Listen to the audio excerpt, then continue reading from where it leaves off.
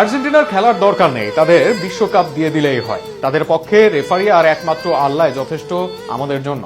ফিফাকে এক হাত নিয়ে এমনটাই বলেছেন মিশরের খেলোয়াড় জিকোর একটি গোল বাতিল হওয়ার পর তিনিই করেছিলেন দ্বিতীয় গোলটি। তবে অতিরিক্ত সময়ের বিতর্কিত সিদ্ধান্ত নিয়ে খেলেছেন এই খেলোয়াড়। আরও থাকছে প্রতিবেদন। বিশ্বকাপের শেষ 16 ম্যাচে আর্জেন্টিনার কাছে 3-2 গোলে নাটকীয়ভাবে হারের পর ক্ষোভে ফেটে পড়েছেন মিশরের খেলোয়াড়রা। বিশেষ করে ম্যাচ পরিচালনায় রেফারি ফ্রাসোয়া লেতেক্সিয়ের সিদ্ধান্ত নিয়ে তীব্র অসন্তোষ প্রকাশ করেছেন দলটির ফরওয়ার্ড মুস্তাফা জিকো। ম্যাচ শেষে জিকো বলেন, আর্জেন্টিনাকে বিশ্বকাপ জয়ের আগাম অভিনন্দন। তাদের আর কিছুই করার প্রয়োজন ছিল না। রেফারিং ছিল অন্যায্য। রেফারি অন্যায় করেছেন। আল্লাহ আমাদের জন্য যথেষ্ট, তিনি সর্বোত্তম অভিভাবক। আমরা দুর্দান্ত খেলেছি, কিন্তু রেফারি ফ্রাসোয়া লেতেক্সিয়ে ম্যাচের শুরু থেকে স্পষ্টভাবে পক্ষপাতদুষ্ট ছিলেন। তিনি বারবার আমাদের খেলা থামানোর চেষ্টা করেছেন এবং মাঠে আমাদের দমিয়ে রাখতে চেয়েছেন। ম্যাচের শুরু থেকে আর্জেন্টিনাকে চাপে রেখেছিল মিশর। 15 মিনিটে মারওয়ান আখতিয়ার ক্রস থেকে ইয়াসির ইব্রাহিমের হেডে এগিয়ে যায় আফ্রিকার প্রতিনিধিরা।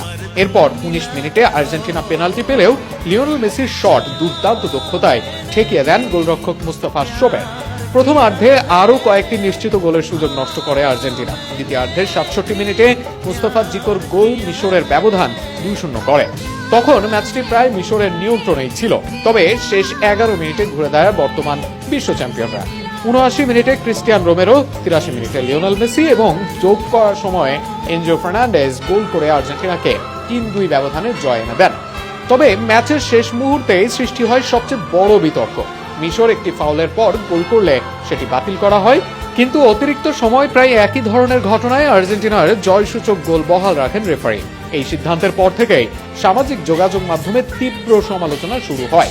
অনেক ফুটবল বিশ্লেষকের মতে ওই ফাউলের বাঁশি বাজানো হলে মিশরই উল্টো পেনাল্টি পেতে পারত এবং ম্যাচের ফল সম্পূর্ণ ভিন্ন হতে পারত।